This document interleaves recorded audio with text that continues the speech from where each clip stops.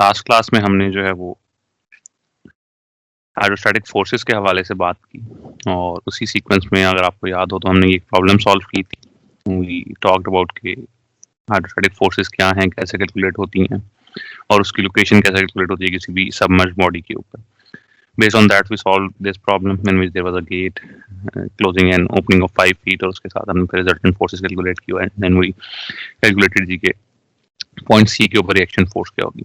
इसी तरह की एक प्रॉब्लम आज हमारे पास और है, इसको हम सॉल्व कर देना कि हमारी फर्दर जो प्रैक्टिस इस हवाले से हो जाए और फिर हम अगले टॉपिक जो कि हमारा प्रेशर प्रेजल का टॉपिक है उसको लेके चलेंगे।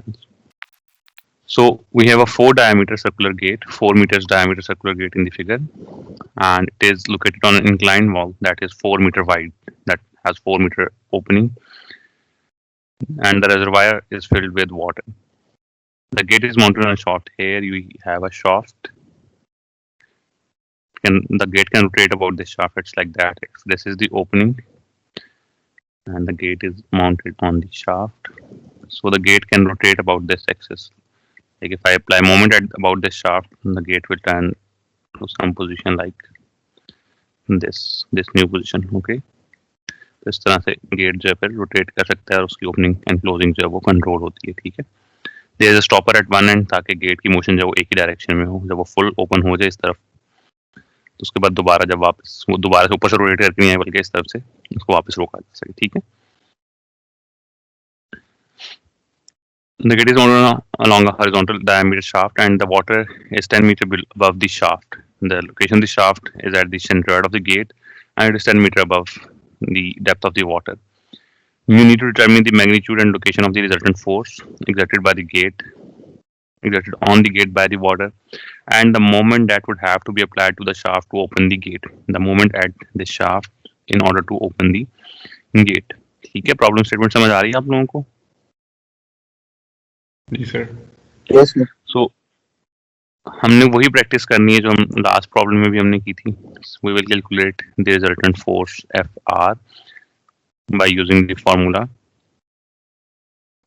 gamma equal to gamma hc, fr equals to gamma hc multiplied by the area of the circular gate, the cross sectional area.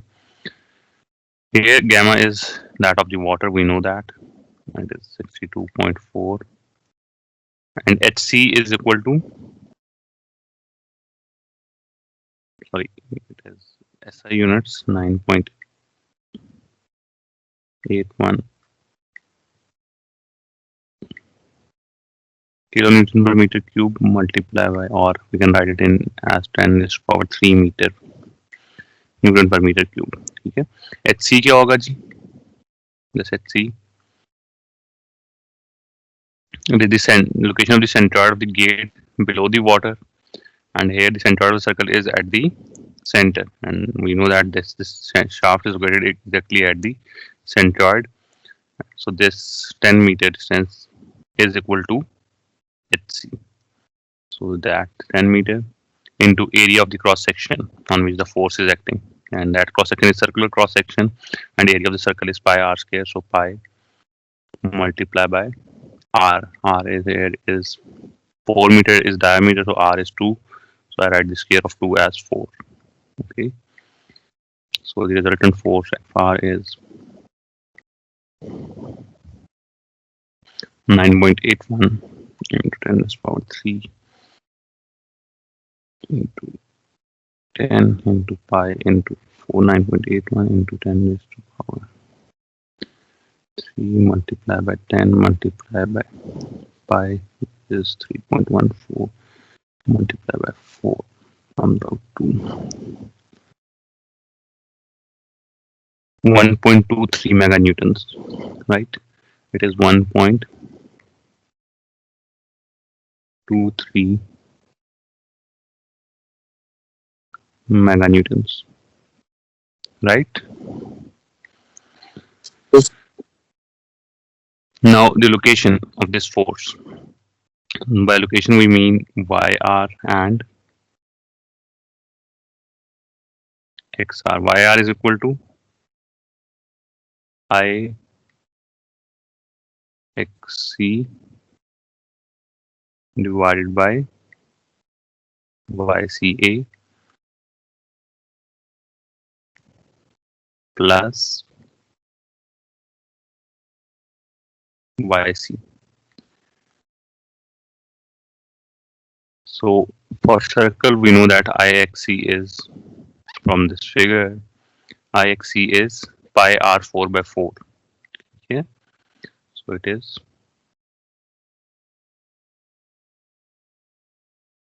pi into radius raised to the power 4 divided by 4. YC equals to, in the corresponding figure we see that YC is given as 10 divided by sine of 60. Okay, so YC is 10 divided by sine of 60, which is 11.55. We know it as 11.55, and also we know the area of this circle as pi r square. So simply we put in the values here. IXC is pi r4 divided by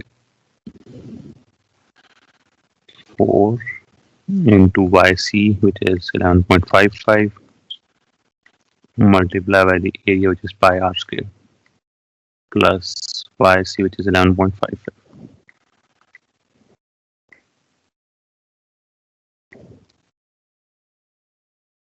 So r square is gone with this as r square, and pi is gone with this pi. So we have r square divided by, which is 2 square divided by 4 multiplied by 11.55 plus 11.55, which is 11.64. So YR is 11.64.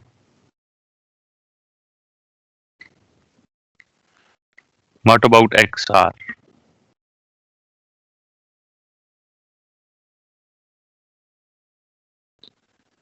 Anyone who is sure or who is confident that he can calculate XR?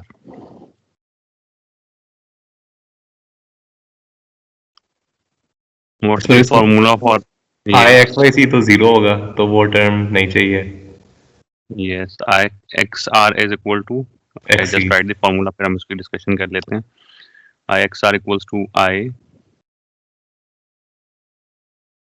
X Y C, ऐसे ही है, divided by YCA plus XC. Okay. From the figure, we can see that IXYC is 0 for circle. For any symmetrical shape, it is usually 0. So we make it 0 here. Okay.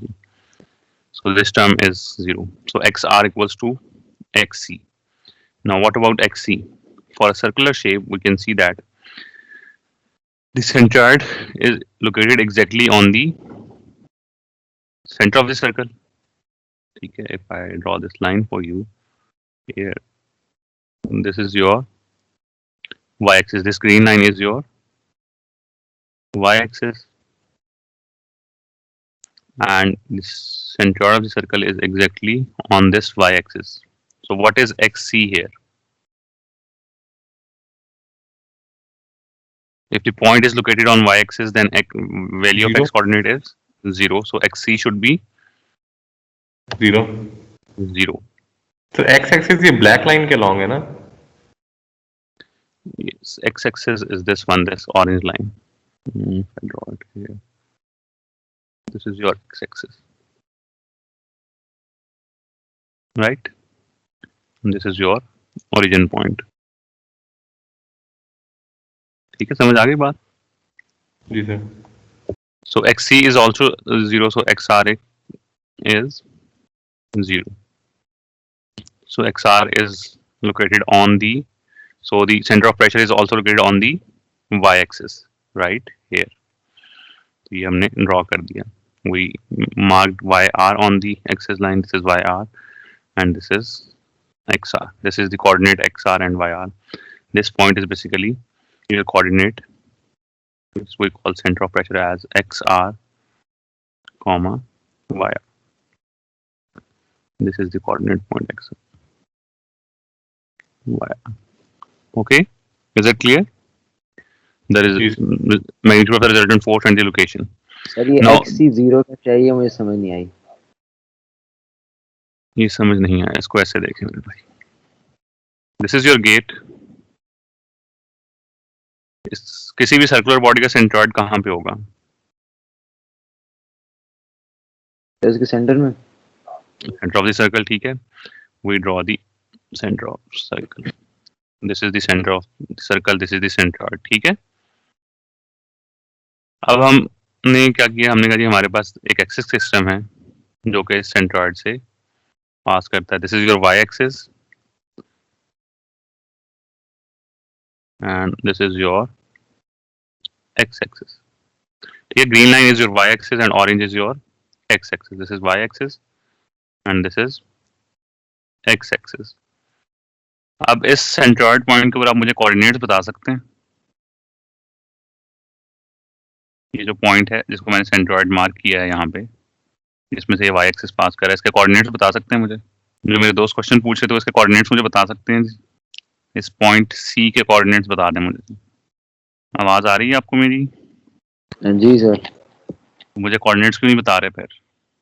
Sir ये X से लेके नहीं YC तो होगा जो कि हमने 11.5 लिया है. तो जी. जो किस तरह, ये तो समझ नहीं आया मेरे भाई. अच्छा, इसको हम ऐसे ड्रॉ कर लेंगे. This is your X axis, this is your Y axis. ठीक है, जी. And we have some point on this line. ये ग्रीन पॉइंट में मार्क कर, इसको हम ए कह देते हैं. इसके कोऑर्डिनेट्स बता सकते हैं मुझे पॉइंट ए के? दिस डिस्टेंस इज लेट्स से y1. इसके कोऑर्डिनेट्स क्या होंगे?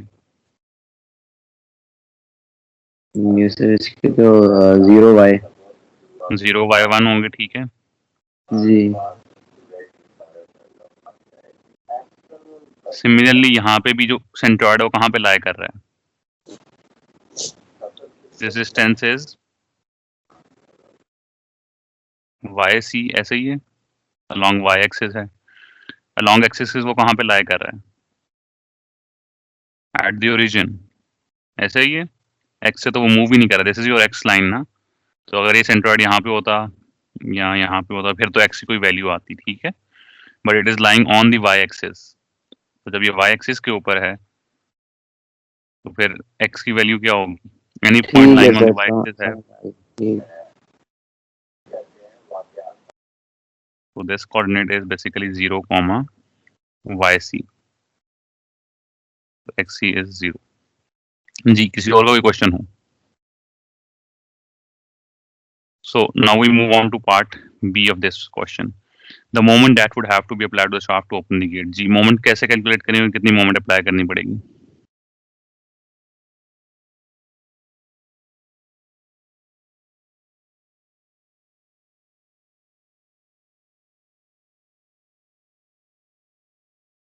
प्रेशर की वजह से मोमेंट बन रहा है, पहले वो कैलकुलेट कर लेंगे. हम्म. फोर्स मल्टीप्लाई बाय सेंटर से जो भी उसका डिस्टेंस बनता है, Yes. उसको प्लस कर देंगे इसके रेडियस के साथ. मतलब फोर्स जो अप्लाई करनी पड़ेगी multiply by radius of the circle. What we will do, this is your force, let's say. ये आपकी फोर्स FR है, यहाँ पे एक्ट कर रही है. ठीक है,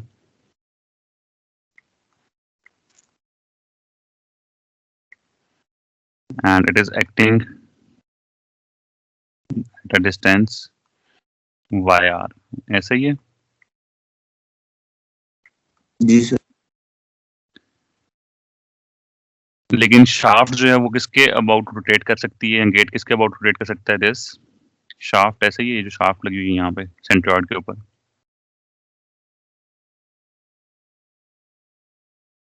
YC point पे। ठीक है. So we need to calculate the moment to rotate this gate about the C point. ठीक है. So we need to calculate the moment about the C point.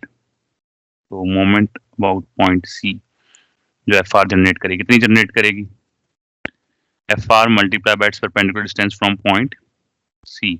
ऐसा ही है. C जी sir. And that is equal to YR minus YC. ऐसा ही है.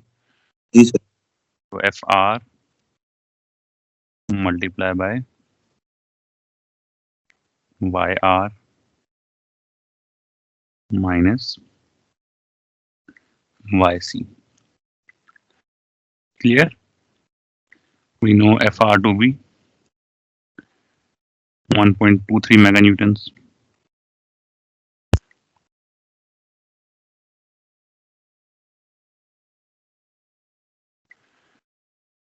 And we know that YR is 11.64 and YC is 11.55.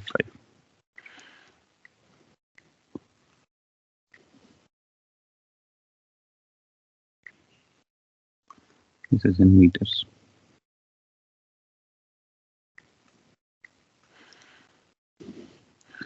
So we just multiply 1.23 with 11.55.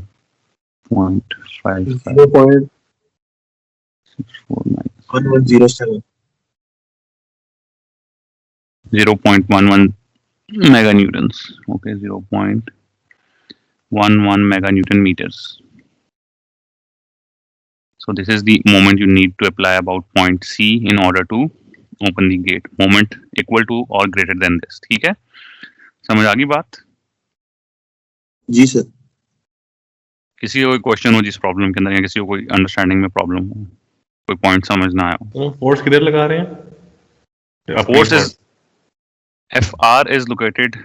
FR की तो automatic direction आ गई ना हमारे पास YR. जी वो तो वाटर वेट की वजह से सब हो रहा है. ठीक है. This is the force that is stopping this gate from being opening. ऐसे ही है, इस शाफ्ट के अगेंस्ट दिस ये फोर्स यहाँ पे एक्ट कर रही है जी और इस टॉप पॉइंट ने इसको होल्ड किया हुआ है. जी. But this gate is able to rotate about this shaft point. जो सेंट्रॉइड के ऊपर शाफ्ट लगाई हुई हमने कुछ इस तरह से है. ये आपकी शाफ्ट है. ठीक जी है. वो समझ सेंट्रॉइड. गया. फोर्स हम किस तरफ लगा रहे हैं? तो हमने इस शाफ्ट को रोटेट करना है, इस गेट को शाफ्ट के अबाउट रोटेट करना है. ठीक है. तो that moment has to be created at this point. फिर सही है. ठीक. अच्छा नहीं बस मोमेंट बताना है, ये नहीं बताना कहाँ लगा रहे हैं. ठीक. पॉइंट सी पे ही अप्लाई करेंगे ना. पॉइंट सी पे ही रोटेट करेगा गेट. समझ गया मैं. जी. किसी और की कोई क्वेश्चन हो इसमें, कोई चीज समझ ना आई हो?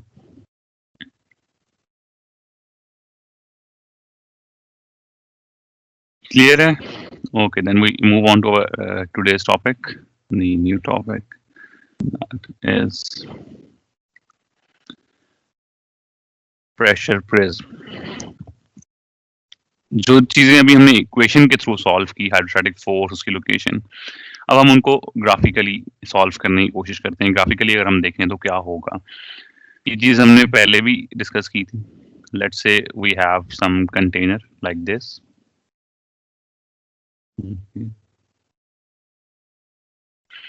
And it is filled with some liquid. Let's say this is our liquid surface.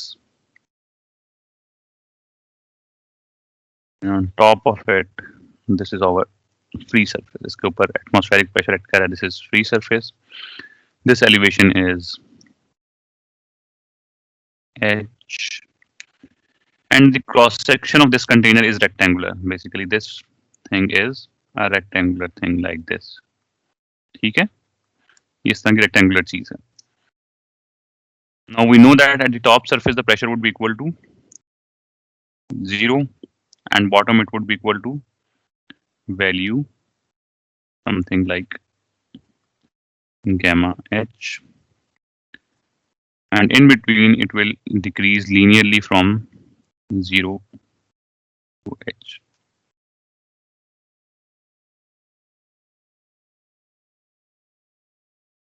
Like this. ये in between values जो हैं वो टॉप से इंक्रीज होना चाहिए gamma H1, gamma H2, gamma H3 and gamma H4 and finally gamma H। ठीक है, इस तरह से वैल्यू इंक्रीज होते होते यहाँ पे पहुंच जाएंगे। We know from our previous lecture that FR on this wall would be equal to gamma HC into A, ऐसा ही है। जी सर। अब अगर मैं 3 डायमेंशनली इसको बनाऊं आपके सामने ऐसे, दिस डेप्थ, तो हम 3 डायमेंशनली देखें, 3 डायमेंशन,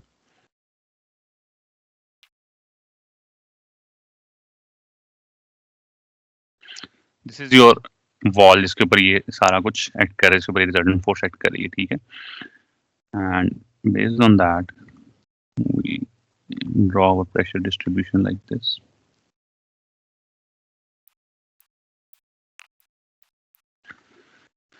ठीक है,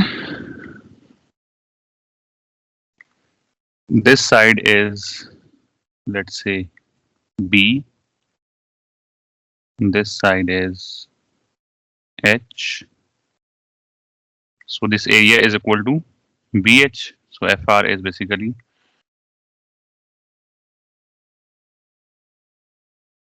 gamma HC, HC would be equal to H by 2. H by 2, so H by 2 into BH। ठीक हो गया। Yes sir. This base value, ये जो बेस मैंने ड्रॉ की है, इसकी वैल्यू क्या होगी, इसकी डायमेंशन क्या होगी, that would be equal to, in between variation इस तरह से है सारी, RH into B. gamma H into B। ठीक है,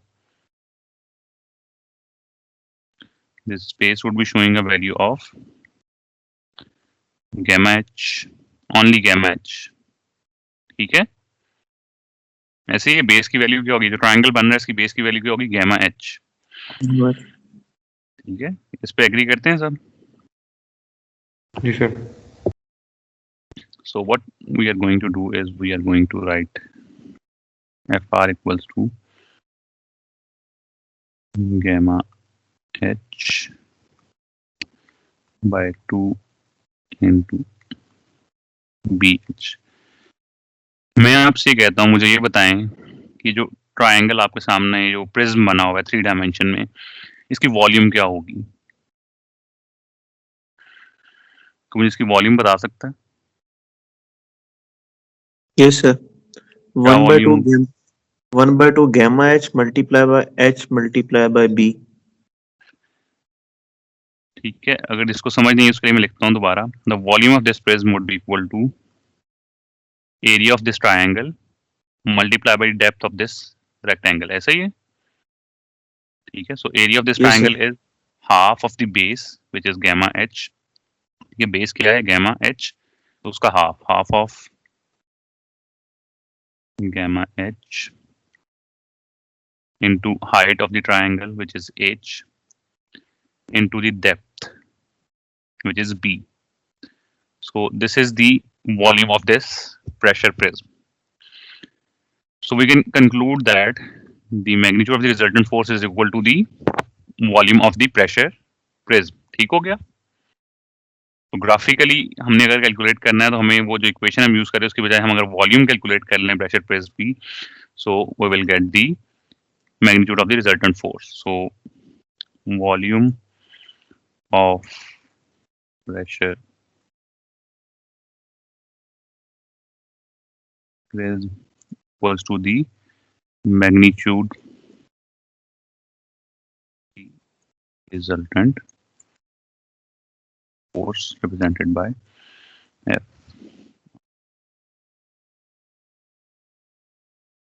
ठीक है, समझ आ गई बात?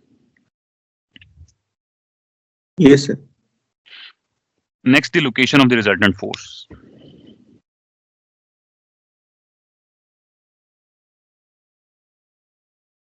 कहां पे एक्ट करेगी द रिजल्टेंट फोर्स?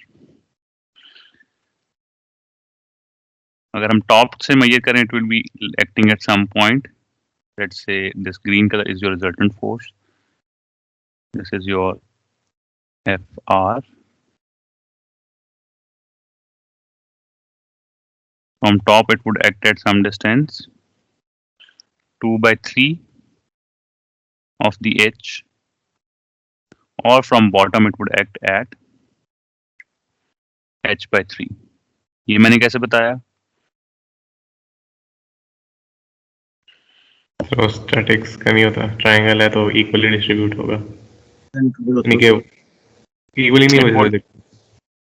ये हमने लास्ट लेक्चर के स्टार्ट में भी डिस्कस किया था. For triangular surface it will be acting at the centroid of the triangle, and from base center of the triangle is 1/3 of the height, and from top it is 2/3 of the height. अगर आप bottom को reference बनाएंगे तो it would be H/3, और अगर आप top को reference बनाएंगे तो it would be 2/3 H. ठीक है? अगर फिर भी समझ नहीं आ रही तो you use this equation, YR equal to IXC of this triangle divided by YCA for this triangle plus YC. ठीक है? For triangle we can see that IXC is BA cube by 36. ठीक है? So what is B and what is A here? So B is this base and A is this height. ठीक है? So IXC is BA cube. B is the base, which is gamma H, into A, which is this height, is H cube. So ये H4 हो गया by 36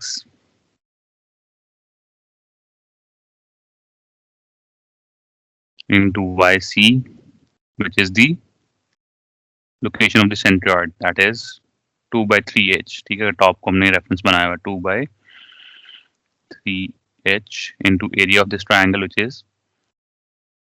half gamma H square, half gamma H square plus YC, which is again 2/3H.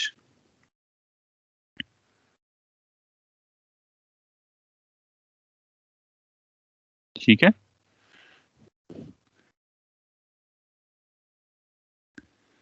ठीक लिख रहा हूँ equation?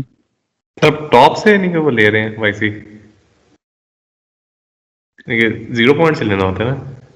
I have made a mistake in this equation. और पिछला topic अगर आपको समझ आ गया तो आपको ये इक्वेशन देखते ही मुझे बताना चाहिए था कि आपने ये इक्वेशन गलत लिखी है जी, इसमें कोई गड़बड़ कर रहे हैं आप. तो पार्ट 0 होगा. 0 क्यों होगा? सिमेट्रिकल शेप है. Force is rectangular surface, not on a triangular surface. तो मुझे IXC किसका लेना चाहिए था? ट्रायंगल का. रेक्टेंगल का. और मैंने किस लिए लिखा है? ट्रायंगल. किसी ने मुझे करेक्ट नहीं किया. सब जो है वो बस जब टॉपिक खत्म हो जाएगा तो समझ आ गई जी, समझ आ गई. तो अगर आपको समझ आ गई तो आपको मुझे फौरन बताना चाहिए था कि सर आप ये गलत लिख रहे हैं. IX should be for the surface on which the force is acting, not the resultant surface that is being formed. ठीक है? ये तो प्रेशर डिस्ट्रीब्यूशन की वजह से बन रहा है. असल सरफेस तो ये रेक्टेंगुलर सरफेस, इसके ऊपर ये फोर्स एक्ट कर रही है. ठीक है? So for rectangular surface this is 0. तो XYC 0 होता है. सॉरी 0 नहीं होगा, इसकी जो वैल्यू है हमने वो लिखनी है. For rectangular surface it is 1/12 AB cube या AB क्यूब. ठीक है? And that is basically B is this width and H is A. ठीक है? So 1/12 H cube into B. अब H जो है वो B है और A जो है वो दैट इज बेसिकली B। यहाँ तो पे ये वो कैसे डायमेंशन डिसाइड करते हैं कि A क्या है और B क्या है? ये कैसे डिसाइड करते हैं? ये जो फिगर जिससे आप फॉर्मूला लिख रहे हैं, सही सही। A Y पे है और B X पे होता है। ठीक है, तो X के जो parallel dimension that is B B और Y के जो parallel that is A, A ठीक है।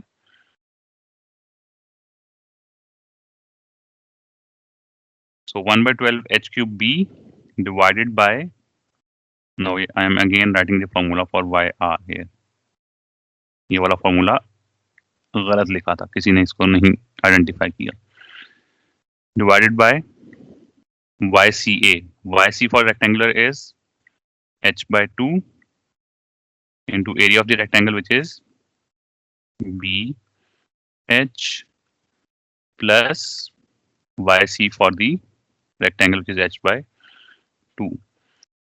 We just cancel out the terms h with this cube times square, this h that will remain just now an h, this b with b, and this 2 ones are and 2 6. So YR is basically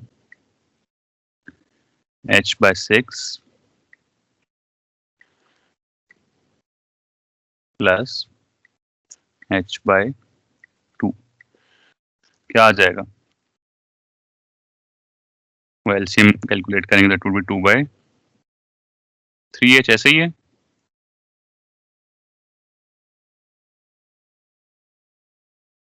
two by 3 आ जाएगा ना? जी sir 2 by 3। So 2 by 3 h from the top। समझ आ गई बात? जी sir.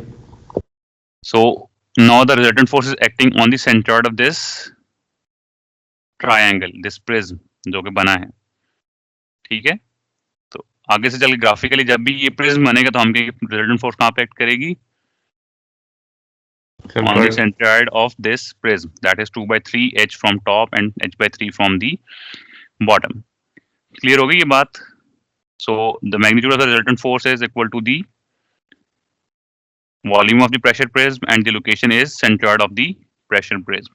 So हम इस चीज को भी लिख देते हैं, location of FR is the centroid of the pressure prism। Formed इसलिए कि ये फोर्स एक्ट किस पे करिए? रेक्टेंगुलर सरफेस पे, लेकिन जो प्रेशर प्रिज्म बन रहा है that is a triangular shape, तो उसके सेंट्रॉइड पे ये एक्ट करेगी। Any question in this? किसी को ये प्रेशर प्रिज्म समझ ना आया हो? Is it clear? Yes. Okay, अब हम क्या कर रहे हैं, इसी प्रेशर प्रिज्म की थोड़ी सी मजीद डेप्थ में जाते हैं। Let's say this is the liquid body and this is the free surface। अब जो बॉडी है that is not in a tank, that is submerged somewhere here। Let's say इसको हम different color। The body is somewhere here and this depth is h1 and this depth is h2। We are interested in calculating the hydrostatic force and the location of the hydrostatic force on this body using the concept of pressure prism। एक तो तरीका है कि हम equation के जरिए calculate करें, वो हमें आता है। अगर हम प्रेशर प्रिज्म का कंसेप्ट यूज करना चाहें तो बाय यूजिंग दैट कंसेप्ट हम कैसे जो है ये कैलकुलेट करेंगे फोर्स? Any ideas? बॉक्स बना देंगे। कहाँ से स्टार्ट करेंगे? Let's say this body is labelled as A and B। What we will do is we will redraw this body AB, ठीक है। Now at the free surface the pressure is 0, but at point A it is equal to gamma h1। gamma h1। Good, so we draw this pressure as point A तक आते आते ये value क्या हो गई, gamma h1, and when we reach point B it would be equal to gamma h2 ऐसा ही, which should be larger value as compared to gamma h1 क्योंकि h2 की वैल्यू ज्यादा है, फ्लूइड तो सेम है, gamma h2, and this elevation is basically क्या होगी elevation, H2 height minus क्या? H1. h2 minus h1. Now if we see the pressure distribution would be something like this on the body, ऐसा ही है, जी sir. and now the distribution is sum of two distributions basically. ठीक है, नजर आ रही हूँ दो डिस्ट्रीब्यूशंस कौन कौन सी हैं, Yes sir. एक ही जो ट्रायंगुलर डिस्ट्रीब्यूशन है और एक रेक्टेंगुलर। तो ट्रायंगुलर के अंदर तो वेरिएशन हमें वो लीनियर नजर आएगी, रेक्टेंगुलर के अंदर क्या हो रहा है कि constant value that is gamma h1, ठीक है, ये फिक्स्ड वैल्यू है गामा h1। तो सर ये डेप्थ के साथ इसकी हाइट नहीं बढ़ रही, ये गामा h1 कांस्टेंट कैसे रहेगा रेक्टेंगल में? कांस्टेंट ही रहेगा, डायमेंशन क्या है, रेक्टेंगुलर की डायमेंशन चेंज होती है डेप्थ के साथ। नहीं सर, यहाँ तो हम हाइट को नहीं देख रहे कि h1 ऊपर से जो हाइट आ रही है और h2 दैट जो नीचे हाइट वाली will be base varied in this triangle, वो जो वेरिएशन है वो कहाँ छुपी हुई है, हम ओवरऑल बात करेंगे ना, अभी तो हम उसको डिवाइड करें दो हिस्सों में, तो ट्रायंगुलर वाली तो फिक्स्ड रह रही है, बट जो ट्रायंगुलर जो है उसके अंदर वेरिएशन है, रेक्टेंगुलर वाली जो है वो फिक्स्ड रह रही है, ठीक है। So this is the variation, समझ आ गई बात?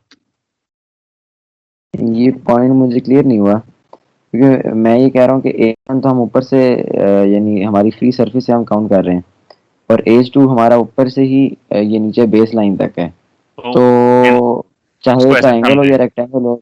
जी, तो ऐसे समझें, ये आपकी ओवरऑल फिगर बनेगी, ऐसे कुछ बनेगी, ठीक है।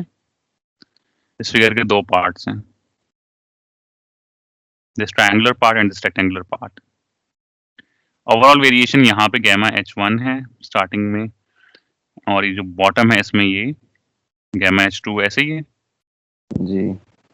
अब ये वेरिएशन कॉम्बिनेशन है दो चीजों का, the constant part which is gamma h1, ठीक है, clear, and the varying part which is this triangular part. समझ आ गई बात? हमने कहा कि ये वाली वैल्यू तो कांस्टेंट ही रहेगी थ्रू आउट, हमने वो कांस्टेंट पार्ट अलग कर लिया और जो वेरिंग पार्ट है वो अलग कर लिया, इसमें तो कोई डिफिकल्टी नहीं होगी, ठीक है, समझ आ गई बात? ठीक है, आप जो उसको अंडरस्टैंड करें, आप ओवरऑल पर्सपेक्टिव में अंडरस्टैंड करेंगे, ओवरऑल तो ये हो रहा है, हमने उस ओवरऑल के अंदर डिस्ट्रीब्यूशन देखी, ओवरऑल डिस्ट्रीब्यूशन में हो क्या रहा है, तो दो फिगर्स बन रही है हमारे पास, एक फिगर बन रही है जो रेक्टेंगल है और एक बन रही है ट्रायंगल, ठीक है। तो triangle is representing that variation from top to bottom. अब देखें ना, ट्रायंगल के टॉप पे यहाँ पे तो अगर मैं ट्रायंगुलर फिगर को देखूं सिर्फ, तो यहाँ पे मुझे क्या नजर आ रहा है, वैल्यू शुड बी 0, ऐसे ही है, सिर्फ ट्रायंगल को देखूं अगर बॉटम पे देखूं तो ट्रायंगल की वैल्यू यहाँ पे क्या होगी, ये वाली वैल्यू गामा h2 होगी, नहीं गामा h1, नहीं गामा h1 भी नहीं होगी। थोड़ा सा फिगर को राइट में देखेंगे, डायमेंशन देखेंगे, ये क्या है, h2 minus h1। जी जी जी, ये ट्रायंगल की जो value that would B gamma h2 minus h1, this rectangular dimension would be gamma h1 and this total dimension would be gamma h2, clear? अब समझ आ गई बात? जी, ठीक है। इसी वेरिएशन को अगर हम रिजल्टेंट फोर्स के लिए अप्लाई करना चाहें तो now we see that there are two resultant forces, one that is acting in this rectangular area and the other one that is acting in this triangular area, ठीक है, दो ही होंगी जी, ठीक है। we label it as F1 and we label it as the other force as F2 ji. F2 और F1 के magnitudes क्या होंगे, let's start with F1 would be equal to volume of this cuboid ऐसा ही है, Yes, sir. और वो कितनी होगी? If this depth is let's say this is I draw the complete figure, अगर इसको 3 डायमेंशन में शो करने की कोशिश करूं तो कुछ इस तरह की चीज होगी, ठीक है। तो इस this dimension is b again, ठीक है। तो वॉल्यूम क्या होगी इसकी? RH1 into B into H2 minus H1. जी, दिस उसको आर नहीं बोले, उसको गैमा बोले, फिर आप कंफ्यूज कर जाएंगे Yes, इसी sir. टाइम पे। वो डायग्राम लिखा हुआ है इस तरह। वो सिंबल गैमा का है, आर नहीं है, उसको गैमा का सिंबल। आर अगर मैं लिखूंगा तो उसको इस तरह लिखूंगा, यहाँ पे इस तरह लिखूंगा छोटा करके, ठीक है। अगर मैं इस तरह लिख रहा हूँ तो दैट इज गैमा, ठीक है ठीक। जी। दी क्रॉस सेक्शनल एरिया ये जो बन रहा है हमारे पास, gamma H1 into H2 minus H1, this is the area multiply by the depth. So area of the rectangle that is gamma H1 multiply by the depth which is B, ठीक है। यही वॉल्यूम होगी जिस rectangular body की, 3 dimensional rectangular body को cuboid कहते हैं। जी sir. F2 would be equal to the volume of this, F2 किस इक्वल होगा जी? ट्रायंगुलर पार्ट की volume. Volume of this pressure prism in the triangular pressure prism, ठीक है। ये रेक्टेंगुलर प्रेशर प्रिज्म और ये ट्रायंगुलर प्रेशर प्रिज्म, इसकी volume इस इक्वल होगी area of the triangle that is half base into height, half of gamma into H2 minus H1, height is H2 minus H1, तो ये स्क्वायर हो जाएगा, multiply by B, ठीक है। जी सर। Y1 क्या होगा? Location of F1, that would be equal to centroid of this rectangular body, ऐसे ही है, H2 minus H1 divided by 2. And what would be Y2? That would be equal to centroid of this triangular body. 2 by 3 ठीक है? H2 minus H1. Yes, 2 by 3 from the top, ठीक है, 2 by 3 Top. into H2 minus H1. And now what's the resultant force? The total resultant force. That would be FR, और simply add up कर देंगे आप F1 और F2 को, क्योंकि direction सबकी एक ही तरह है, कोई वेक्टर्स नहीं है कि डायरेक्शंस डिफरेंट है, तो इसलिए सिंपली हमने F1 और F2 के मैग्नीट्यूड्स को ऐड कर देना, तो हमारे पास FR आ जाएगी, ठीक है। जी sir. And what is YR now? YR sir दोनों के बीच में F1 मल्टीप्लाई बाय Y2 और F2 multiply by Y1 divided by Y1 plus Y2। But we do, उसको थोड़ा सिंपलीफाई अगर मैं समझाऊं, we define a point O here, ठीक है। ये जो लोकेशन है यहाँ पे हम पॉइंट O डिफाइन करते हैं, and we apply the moment about this point. Moment क्या है जी? ये moment of F1 and F2 should be equal to the moment of the resultant force, ऐसे ही होना चाहिए। जी sir. Moment of F1 plus F2 should be equal to the moment of the resultant force. So YR is the perpendicular distance of the resultant force from the point O. So YR into FR should be equal to Y1 into F1 plus Y2 into F2. In this equation, everything is known except YR. So YR would be equal to Y1 F1 plus Y2 F2 divided by FR. Clear? जी sir. Any question in that? Any query, any question, any misunderstanding जिसको आप clarify करना चाहते हो, may ask. Sir ये second step में हमने y को पूरी इक्वेशन के साथ मल्टीप्लाई किया। यहाँ पे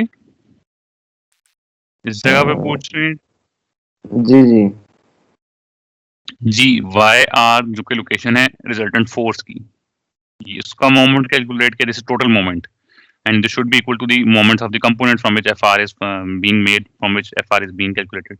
ऐसे ही है ना, स्टैटिस्टिक्स में ऐसा ही पढ़ा होगा।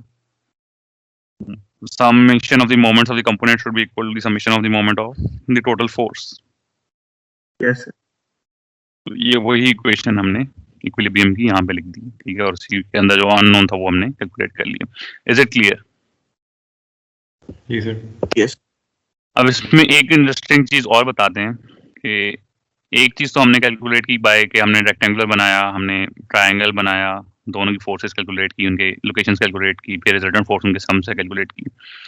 ओवरऑल ये जो फिगर है, ये जो आपके सामने क्रॉस सेक्शन बन रहा है of this sort, let's say, इसको क्या कहते हैं? What is this figure called? जिसमें Trapezium ये type. यस, इसको ट्रापेजियम कहते हैं. गैमा h2 ये डायमेंशन है, h2 माइनस h1 ये डायमेंशन है, गैमा h1 ये डायमेंशन है, with its depth being b. ठीक है, b इज इट्स डेप्थ. अगर 3 डायमेंशन में ड्रॉ करें तो this is the depth b. Volume of trapezium क्या होती है? सर हाफ क्या नाम है, हाफ हाइट और फिर वो gamma h1 minus gamma h2 करेंगे, नहीं प्लस करेंगे और फिर इनटू b. जी, वो एवरेज ऑफ these two ऐसे ही है, average of these two bases. ठीक है, जिनको मैं ग्रीन में हाईलाइट कर रहा हूँ, average of these two dimensions into this height into this depth. So अगर हम वॉल्यूम लिखें इस ट्रापेजियम की, volume is equal to average क्या होती है जी? Half gamma h2 plus h1, यही बन रही है जी एवरेज इन 2 डायमेंशंस की.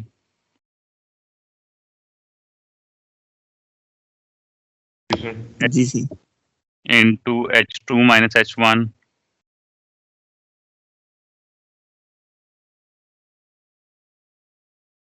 into b. This should be equal to half gamma h2 square minus h1 square. यही बन जाएगी क्लोज्ड फॉर्म में. जी sir. Ji sir.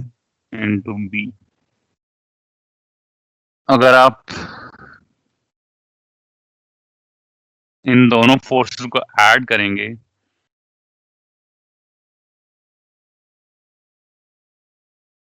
the resultant force should be this value. करके देखिएगा, ठीक है. This should be equal to your resultant force. Resultant force की value ये आनी चाहिए, ठीक है. And the location YR should be the centroid of this trapezium. ठीक है, ठीक है सर. समझ आ गई बात? तो ये आपने करके देखना है for better understanding. Any question जी, किसी की कोई क्यूरी हो इसके अंदर?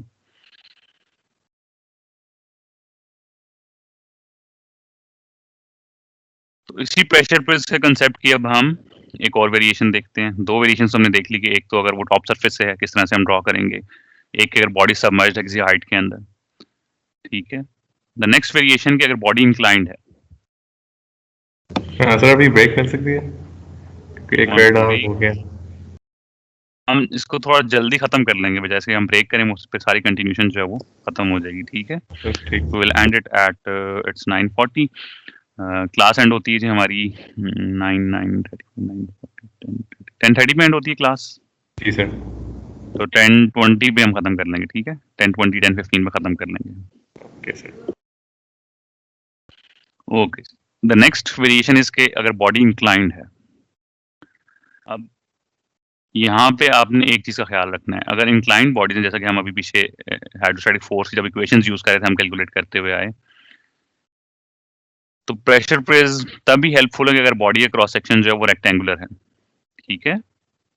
अदरवाइज अगर कोई और क्रॉस सेक्शन है, सर्कुलर है या कोई इरेगुलर शेप्ड है, तो फिर आप प्रेशर प्रेस का कंसेप्ट कभी अप्लाई नहीं करेंगे। Let's say this is your free surface, ठीक है, और बॉडी जो है वो कुछ इस तरह की लेट्स से इंक्लाइंड ओरिएंटेशन पे है, और आप इस बॉडी के ऊपर प्रेशर प्रेस में कंसेप्ट के जरिए फोर्सेस कैलकुलेट करना चाहते हैं। So you should remember the first limitation that this body should have what G? Rectangular cross section। फिर तो आप प्रेशर प्रेस में कंसेप्ट जरूर यूज करें, ठीक है। अगर if it is having any other cross sectional shape like circle है, ओवल है, ट्रायंगल है, कोई भी या इसके अलावा कोई इरेगुलर शेप बॉडी है, तो फिर आप प्रेशर प्रेस का कंसेप्ट अप्लाई नहीं करेंगे, because that would make your equations very difficult. तो जो एरियाज कैलकुलेट करने हैं उन एरियाज के लिए आपको दोबारा से इंटीग्रेशन करनी पड़ेगी, और जब आप इंटीग्रेशन कर रहे हैं तो आपको ये पता है कि वो तो हम हाइड्रोस्टैटिक फोर्सेस जो इक्वेशन हमने डेवलप की थी उसके अंदर पहले से हम इनकॉर्पोरेट कर चुके हैं। That's why it is more easy to use those equation instead of concept of pressure press, ठीक है, समझ आ गई बात। तो अगर तो रेक्टेंगुलर क्रॉस सेक्शन है फिर हम ये आसानी से यूज कर सकते हैं। सिंपली हमने करना क्या है, रेक्टेंगुलर क्रॉस सेक्शन के अंदर हमें चाहिए ये वाली depth which is h1 and we need this depth h2। Pressure जो है हमेशा इसके परपेंडिकुलर एक्ट करेगा, ऐसा ही है जैसे कि इस फिगर में आपको नजर आ रहा है, प्रेशर विल एक्ट परपेंडिकुलरली, ठीक है। तो this is the point of zero pressure, और फिर यहाँ से परपेंडिकुलर प्रेशर आते आते यहाँ तक वैल्यू कितनी हो जाएगी, 0। यहाँ पे वैल्यू गैमा h1 हो जाएगी, ठीक है, और यहाँ पे वैल्यू गैमा h2, ऐसे ही है जी सर। तो this is the sort of pressure prism you will get, जैसे कि आपको यहाँ नजर आ रहा है, ठीक है, क्लियर है। जी सर। जी सर। बाकी फिर उसी तरह इस ट्रापेजियम बनेगा, इस ट्रापेजियम का वॉल्यूम कैलकुलेट करेंगे, और उसी तरह से आप जो है वो ट्रापेजियम के ऊपर जो है वो सेंट्रॉइड कैलकुलेट करेंगे। यहाँ दो जो फोर्सेस, दो एरियाज बनेंगे, रेक्टेंगल और ट्रायंगल, उन दोनों की वॉल्यूम्स कैलकुलेट करके आप फोर्सेस कैलकुलेट कर लेंगे, फिर उन दोनों का सम जो रिजल्टेंट फोर्स होगी, एंड अगेन सेंट्रॉइड दोनों बॉडी कैलकुलेट करेंगे, और मोमेंट की इक्वेशन अप्लाई करके आप location of the resultant force calculate कर सकते हैं, जो कंसेप्ट भी हमने थोड़ी देर पहले पढ़ा। जो लास्ट इसमें वेरिएशन है that is the effect of atmospheric pressure. अगर क्या हो कि हम एटमॉस्फेरिक प्रेशर इंक्लूड करें, let's go to this first variation. इसी वेरिएशन के अंदर मैं अगर ये कहता हूँ कि यहाँ पे फ्री सरफेस है, हम एब्सोल्यूट वैल्यू कैलकुलेट करना चाहते हैं, रिजल्टेंट फोर्स जो है वो एब्सोल्यूट प्रेशर के थ्रू कैलकुलेट करना चाहते हैं, तो what will happen, now the starting point will not be 0, ऐसे ही है जी। Yes sir.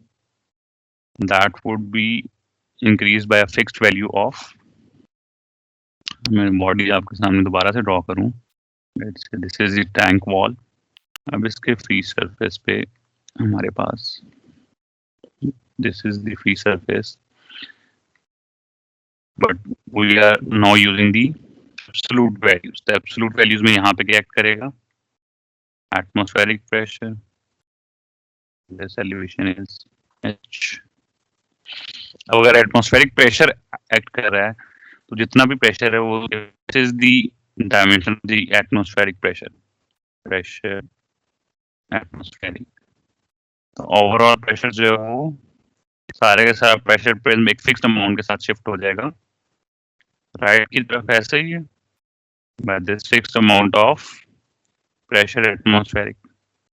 समझ आ रही है बात? जी sir. Yes. And now this value would be gamma h plus pressure atmospheric। Clear?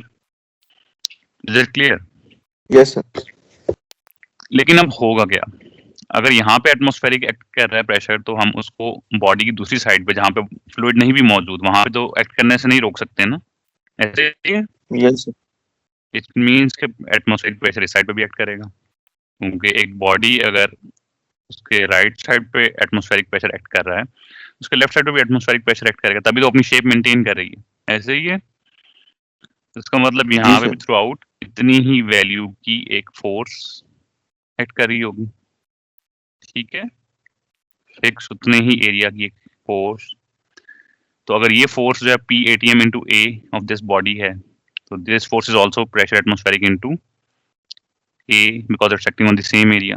तो इफेक्ट जो है वो कैंसल आउट हो जाएगा, तो नेट शेप फिर क्या बचेगी हमारे पास, यही वाली बच जाएगी, ऐसा ही है। जी सर। नेट शेप तो यही होगी जिसके ऊपर हमारी, इसका मतलब चाहे हम एब्सोलूट वैल्यू यूज करें चाहे हम गेज वैल्यू यूज करें, हमारे पास जो रिजल्टेंट फोर्स आएगी फ्रॉम फ्री सरफेस वो हमेशा सेम आएगी। क्लियर है? जी सर। तो एटमॉस्फेरिक प्रेशर का इफेक्ट हमें इंक्लूड करने की जरूरत नहीं है। क्लियर होगी सबको ये चीज? जी सर। लेकिन अब सिचुएशन ऐसी है, से अगली जो प्रॉब्लम है, जो वेरिएशन है, कि लेट्स से प्रेशर एटमॉस्फेरिक तो नहीं है, but the body and the point of interest is in a close tank. Let's say ये हमारा टैंक है, दिस इज ये हमारे पास टैंक है जिसका टॉप सरफेस इस तरह से नजर आ रहा है, and this tank is closed from the top. ये जो टॉप है ये अब फ्री सरफेस नहीं है, this is let's say closed from the top, ठीक है, बंद है टैंक ऊपर से, and the water level is starting somewhere और the fluid level is starting somewhere from here. और हम कहते हैं ये जो वॉल है ना इतनी, ये इस एलिवेशन की, लेट्स से दिस, इस पे हमें the total depth of the tank from top is let's say h, and this water level starting from the top is h1 and this is h2, let's say this is h2, ठीक है, ये h1 है और ये h2 है, ठीक है। ये जो h2 हाइट की वॉल है, इसके लिए हमें h2 लेट्स से ये पूरी हाइट, ये पूरी वॉल जहाँ से वाटर लेवल स्टार्ट हो रहा है, इसके लिए हमें प्रेशर प्रिज्म ड्रॉ करना है। There is some pressure of the air here, यहाँ पे फ्री सरफेस के ऊपर कोई प्रेशर PS एक्ट कर रहा है। अब ये जो सरफेस है ये फ्री सरफेस नहीं, इसके ऊपर कोई प्रेशर PS एक्ट कर रहा है, ठीक है। PS किस इक्वल होगा, PS would be equal to, if we have air here, PS would be equal to gamma of air into H1, ऐसे ही है। और अगर मैंने इस वॉल के ऊपर, जिसको मैं ग्रीन में हाईलाइट कर रहा हूँ, प्रेशर प्रिज्म ड्रॉ करना है, ये वाली वॉल जो है, assuming it as रेक्टेंगल, ठीक है, इसको थोड़ी देर के लिए रेक्टेंगल assume कर लो, तो प्रेशर प्रिज्म कैसे ड्रॉ होगा, एनी आइडियाज? आवाज आ रही है आप लोगों को? जी सर। तो जब मैं सवाल पूछता हूँ इसका जवाब क्यों नहीं देते? कोई यहाँ पे ग्रेडिंग नहीं हो रही, आई जस्ट वांट टू सी कि आपकी अंडरस्टैंडिंग कितनी बन रही है, इसलिए आंसर देने में या कुछ क्यूरी जो मैं पूछता हूँ उसको आंसर बैक करने में घबराया नहीं करें। जी, कैसा प्रेशर प्रिज्म बनेगा? वी रीड्रॉ दी वॉल है जो हमारे इंटरेस्ट की वॉल है, ठीक है, marking its dimension as H2। जी, अब प्रेशर प्रिज्म कैसा बनेगा इसके ऊपर? यहाँ पे 0 वैल्यू होगी टॉप पे, क्या हो गया, जवाब क्यों नहीं दे रहे? मेरी आवाज सही से आ रही है, स्क्रीन क्लियर है? जरा क्लियर हो जाए सर, आवाज देखिए मैंने अभी आपको, जी आ रही है, मैंने आपको अभी बताया कि हम अगर एटमॉस्फेरिक प्रेशर का इफेक्ट इंक्लूड करना चाहें तो उसका कोई फायदा नहीं होगा, ठीक है, ये चीज समझ आ गई? क्योंकि जितना हम राइट साइड पे, जितना वो वाटर के अंदर एक्ट कर रहा है उतना राइट साइड पे कैंसिल आउट हो जाएगा, तो इसलिए गेज प्रेशर हो या एब्सोल्यूट प्रेशर हो, effectively that is gauge pressure, ठीक है, एटमॉस्फेयर में। लेकिन अब हमने क्या किया, इससे पहले तो हम हमेशा फ्री सरफेस की बात कर रहे थे, अब हमने कहा कि नहीं, बॉडी जो है वो किसी क्लोज टैंक के अंदर पड़ी हुई है, let's say this is the rectangular body जो इस क्लोज टैंक के अंदर मैंने रखी हुई है। अब हमारे पास फ्री सरफेस नहीं है, ठीक है, समझ आ गई बात। तो अब उसके ऊपर मैंने प्रेशर प्रिज्म ड्रॉ करना हो तो फिर मैं कैसे ड्रॉ करूंगा? फ्री सरफेस के ऊपर जो अब जो सरफेस ऑफ लिक्विड बन रहा है उसके ऊपर जो प्रेशर दैट इज PS, उसके नीचे जो एलिवेशन है जहां से हमने स्टार्ट करना है दैट इज H1, और जो बॉडी की अपनी एलिवेशन है दैट इज H2, और टैंक की टोटल डेप्थ जो है दैट इज H। तो आपको बात समझ आ गई? Yes sir. तो अब आप मुझे प्रेशर प्रिज्म के हवाले से गाइड कर सकते हैं थोड़ा सा, कैसे बनेगा प्रेशर प्रिज्म? जिस तरह ऊपर वाले केस में तो वैसा ही होगा ना, लेकिन बस ये कि जो राइट साइड से जो उसको बैलेंस आउट करने वाला इफेक्ट है वो चीज नहीं आएगी। जी, तो अब जो है वो ऐड हो जाएंगी वैल्यू कुछ यहाँ पे, यस सर। कुछ हमारे पास जो है वो ऐसे होगा कि दिस, इसको ब्रेक कर करके ड्रॉ करता हूँ। This would B PS into the area of into the cross sectional area, ठीक है, जिस पे ये एक्ट कर रही है, PS into A प्लस इसमें जो अगला कंपोनेंट हम ऐड करेंगे that would be gamma of the liquid into this height, ठीक है, let's say this height is H1, so gamma H1, और उसके बाद फिर हम इस डेप्थ तक जाएंगे जो हमारी इंटरेस्ट की डेप्थ है, let's say that is point gamma H2, ठीक है। But this dimension will always remain surface pressure into S into A, ठीक है, इसको रेड से ड्रॉ करने से एक डायमेंशन फिक्स रहेगी।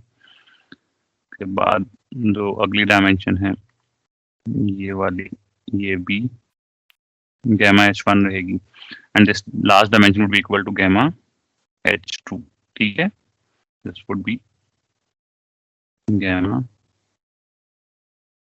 H2। क्लियर है? तो रेड वाली चीज किसको रिप्रेजेंट कर रही है? द सरफेस प्रेशर, जो टैंक के अब सरफेस पे जो प्रेशर एक्ट कर रहा है, which is gamma of the air into the pressure into the height, जिस हाइट पे एयर लिक्विड लेवल है H1, ठीक है। उसके बाद जो नेक्स्ट ऑरेंज वाला rectangle that is representing this pressure, जो हम लिक्विड सरफेस के अंदर मूव किए हैं, जहां से हमारी बॉडी का इंटरेस्ट, जिस पॉइंट ऑफ इंटरेस्ट स्टार्ट हो रहा है ये वाला, और लास्ट जो ब्लू लाइन है वो फिर इस डेप्थ को यहाँ से लेकर यहाँ तक, इस डेप्थ को जिसको हम H2 कह रहे हैं वो हम बात करें, ठीक है। सर ये सर मैं कुछ कह सकता हूँ? जी जी जरूर। सर यानी हम ये कह सकते हैं कि यानी ये जो हमारी शेप्स बनेंगी, जैसे यहाँ 2 रेक्टेंगल्स और एक ट्रायंगल बनी है, तो ये उतनी ही ज्यादा बनेंगी कि जितनी हाइट्स हमारे पास आएंगी। मसलन यहाँ पर हमारे पास पहले फ्री थी, फिर लिक्विड की सरफेस आई, फिर उसके बाद हम मजीद नीचे गए तो बॉडी की सरफेस आई, और फिर बॉडी की अपनी हाइट आई। तो यानी बिल्कुल ऐसे जितनी हाइट्स कवर होंगी उतनी ही हमारे पास शेप्स बनेंगी प्रेशर प्रिज्म के कंसेप्ट के मुताबिक। ऐसे ही, बिल्कुल ऐसे ही।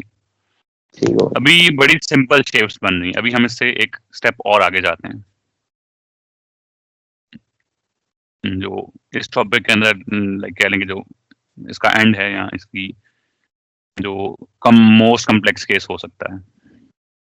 Let me start from new file. Let's say we have a container like this. The top surface, this empty area, and then this, and then this. Top surface circular बनाने के लिए हम रेक्टेंगल रखते हैं ताकि आपको समझने में जो प्रॉब्लम ना हो। This is the tank.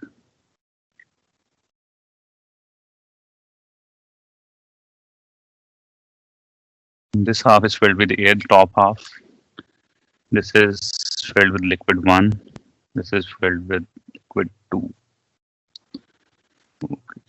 Let's say this is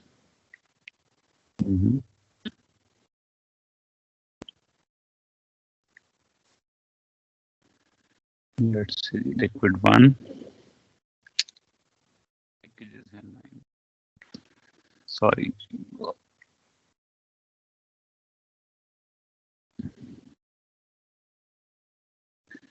This is liquid 1. Then we have liquid 2. Then we have liquid 3. And this empty space is air. Air. The total height of this tank is H. This height is H1. This is H2, column height. And this is H3. And this is H4. Specific weight of this is gamma 2. This is gamma 3. And for this is, let's see, we have gamma 4.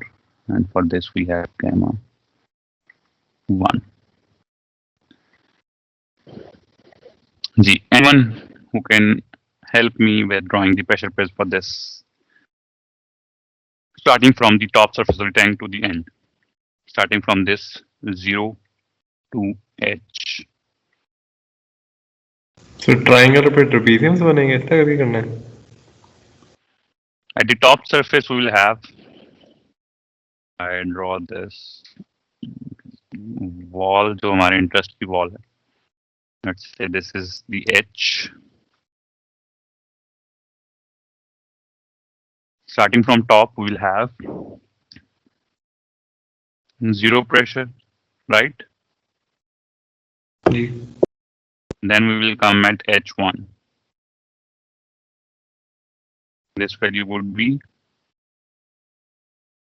gamma H1. Right? Yes, sir. उसके बाद उतना ही fixed value तो नीचे आना ही आना है हमने, ठीक है? टिल H2 ये प्रेशर तो एक्ट करेगा ही, plus gamma 2 into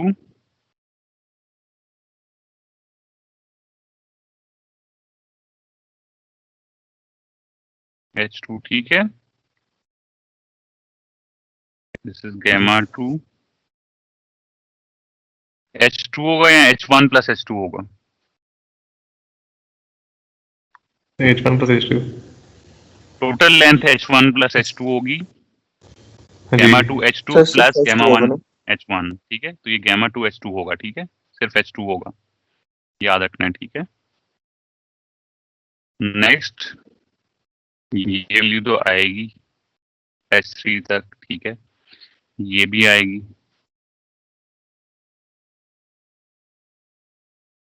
Next that will have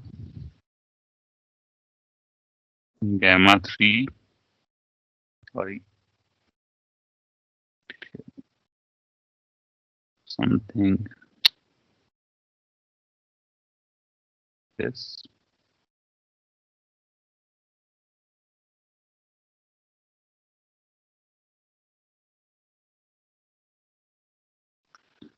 This would be gamma 3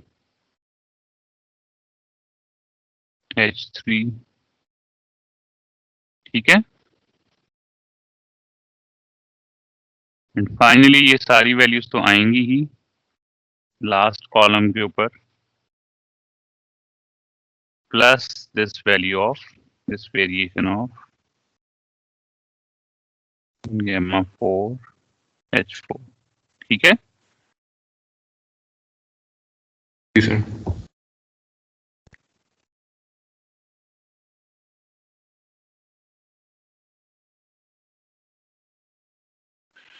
अब आपसे ये पूछा जाए कि ओवरऑल रिजल्टेंट फोर्स क्या होगी इस वॉल के ऊपर?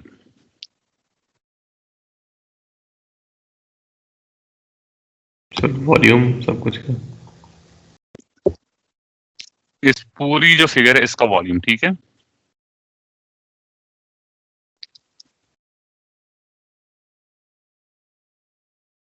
ऑलराइट, समझ आ गई? Yes, sir. तो वो वॉल्यूम किससे इक्वल होगा? This base, which is gamma 4 H4 plus gamma 3 H3 plus gamma 2 H2 plus gamma 1 H1 into this height, which is ऐसे होगा। सर जो हमारे पास हाइपोटेन्यूज बन रहा है जी R2 R3 और gamma 2 gamma 3 gamma 4 के क्रॉस, सर ये हमने स्ट्रेट ड्रॉ किया ना, ये स्ट्रेट होगा तो नहीं ना? ये हमें लीनियर नजर आ रहा है। जब लिक्विड चेंज होंगे ना, वो like this angle change can हो बी रहे लाइक, ठीक है, तो it can be like this, then it can be like this, then it can be like this, इस तरह की चीज होगी, ठीक है। ठीक है सर। डिपेंडिंग अपॉन के लिक्विड की स्पेसिफिक वेट कितना है, वो ड्रॉ करते हुए स्ट्रेट लग रहा है आपको, बट दैट विल, जो उसका एंगल है वो चेंज करेगा with respect to the liquid gamma के हवाले से। सेम लिक्विड होगा फिर तो ये स्ट्रेट लाइन आ जाएगी यूनिफॉर्म। जब लिक्विड चेंज होंगे, गैमा चेंज होंगे, तो फिर ये प्रेशर की वेरिएशन इस तरह की फिक्स नहीं, बल्कि एंगल भी चेंज होंगे। प्रेशर किसी में ज्यादा होगा, किसी में कम चेंज होगा, ठीक है। सो दिस हाइट h, ये बेस क्या बनेगी जी, average of these two heights, ऐसे ही है अगर हमने एरिया कैलकुलेट करना है। Gamma 4 plus gamma 3 plus gamma 2 plus gamma 1 h1 plus gamma 1 h1 divide by 2, ठीक है, into depth. Let's say depth is again b here, अगर 3 डायमेंशन में इसको देख रहे हैं तो दैट डेप्थ इज b, यहाँ पे भी वो b है, और फिर this elevation is h again, ठीक है। तो सेंट्रॉइड क्या होगा,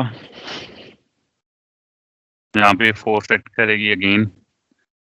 तो अब इसके सिंपल से सॉल्यूशंस, क्योंकि ये बड़ी शेप को आपको कैलकुलेट करना मुश्किल है, सिंपल सॉल्यूशन क्या करते हैं हम, हर जो शेप बन रही है स्टार्टिंग फ्रॉम दिस, इसके लिए f1 डिफाइन करेंगे, इसके लिए f2 डिफाइन करेंगे, इसके लिए f3, f4, f5, then f6, 7, 8 and 9। 9 forces मिलके एक रिजल्टेंट बनाएंगी। We can calculate these 9 forces, their locations, and then finally the resultant force. ये एक अप्रोच है। दूसरी अप्रोच क्या है कि ये जो बड़े हाफ्स बन रहे हैं, this trapezium and this trapezium, इनके लिए एक एक फोर्स डिफाइन कर दें। Let's say FA for this whole figure, FB for this whole figure and FC for this whole figure, ठीक है। तो FA, FB और FC कैलकुलेट करें, उनको सम करें, FR आ जाएगा, और फिर YA, YB, YC हम कैलकुलेट करें यूजिंग सेंट्रॉइड नॉलेज, जो हमें हमारे पास इंफॉर्मेशन है सेंट्रॉइड के हवाले से, और मोमेंट्स अप्लाई करके YR कैलकुलेट करना है। तो कोई भी कंसेप्ट आप अपनी मर्जी से अप्लाई कर सकते हैं जो आपको लगेगा आपके लिए आसान है, ठीक है।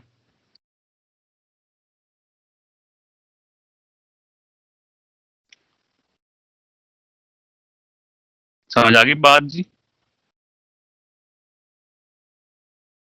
जी सर।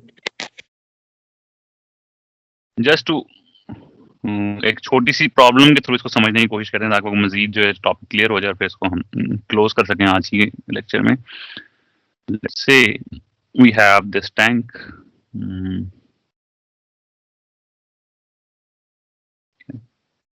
टैंक है,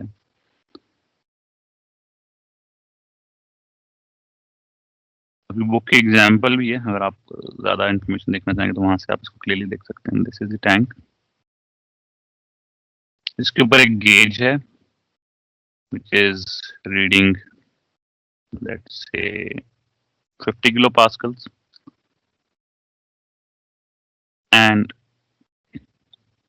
the upper half जो ये भी मैं ड्रॉ कर रहा हूँ, this half is filled with air,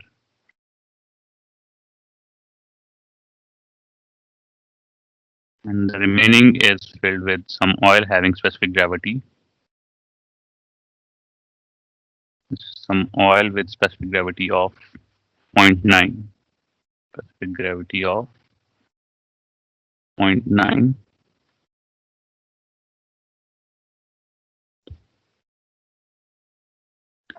In this tank there is a rectangular opening here, यहाँ पे कोई रेक्टेंगुलर प्लेट है जो ओपनिंग है इस टैंक के अंदर, जहाँ से आप लिक्विड को फ्लो करा सकते हैं, ऑयल को रिमूव कर सकते हैं. And the height of this rectangular opening is 0.6 meters. जो हाइट है इसकी that is 0.6 meters.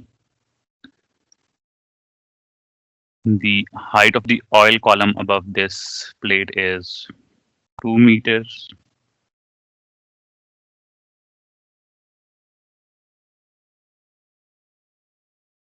You need to calculate the resultant force on this plate.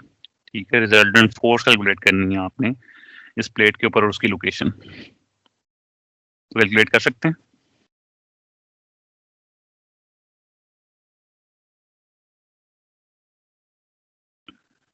हम क्या करेंगे, इस प्लेट को ड्रॉ करते हैं. ठीक है, you know this height of the plate is 0.6 meters.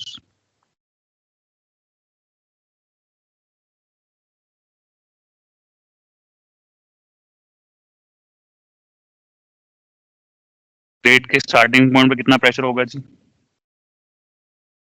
यहाँ पे 50 kilo pascal. 50 kilo pascal plus अगर ऑयल का स्पेसिफिक वेट और वो जो हाइट है. ठीक है, तो this first half is let's say 50 kilo pascals and this remaining line मैं draw कर रहा हूँ, that is let's say gamma of oil multiply by the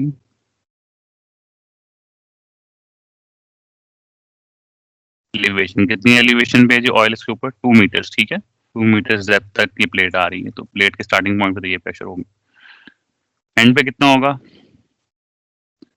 this total 50 plus gamma oil into 2 plus 0.6.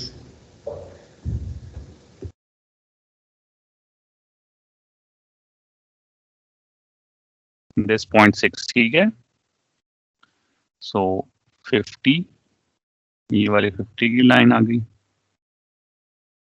plus gamma oil into 2 and then this variation linear line बनेगी, वो आप draw कर सकते हैं उसमें. this would be equal to gamma oil into 0.6. ठीक है, जी sir. gamma oil into 2 and this is again 50 kilopascals. Clear? Yes sir. Resultant force calculate कर लेंगे अब. जी सर. F1 कैलकुलेट करनी है और आपने F2 कैलकुलेट करनी है. F1 क्योंकि ये एक ही सॉरी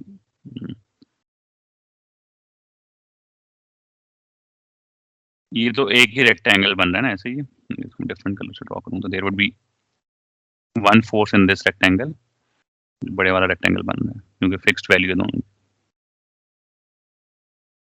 ठीक है, तो इसके अंदर जो फोर्स है that is let's say F1 acting at which location 0.6 divide by 2. Sir और सेंट्रॉइड वाली में जो है वो F2 है, that is equal to the volume of this triangular prism acting at h/3 0.6/3. ठीक है, बॉटम से. तो दोनों फोर्सेस आगे ऐड करेंगे तो आपके पास रिजल्टेंट फोर्स आ जाएगी प्लस मोमेंट कैलकुलेट करेंगे तो आपके पास रिजल्टेंट फोर्स की लोकेशन आ जाएगी.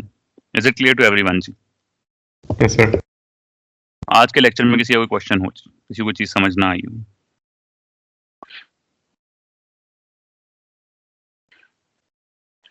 हाइड्रोस्टैटिक फोर्सेस के हवाले से ये आपकी एग्जांपल प्रॉब्लम जो आपने सॉल्व करनी है, जो हमने ये लास्ट टॉपिक कवर किया है. प्रेशर प्रिज्म के हवाले से एक दो एग्जांपल्स हम नेक्स्ट क्लास में सॉल्व करेंगे इंशाल्लाह मंडे को, ट्यूसडे को. फिर उसके बाद जो हम अपने नेक्स्ट टॉपिक पे जाएंगे that is force on a curve surface. अगर कर्व सरफेस हो लिक्विड के अंदर तो वहां पे फिर हम फोर्सेस कैसे कैलकुलेट करेंगे. ठीक है, एनी क्वेश्चन जी? किसी को क्वेरी हो, कोई क्वेश्चन हो तो आप पूछ सकते हैं. We have some time.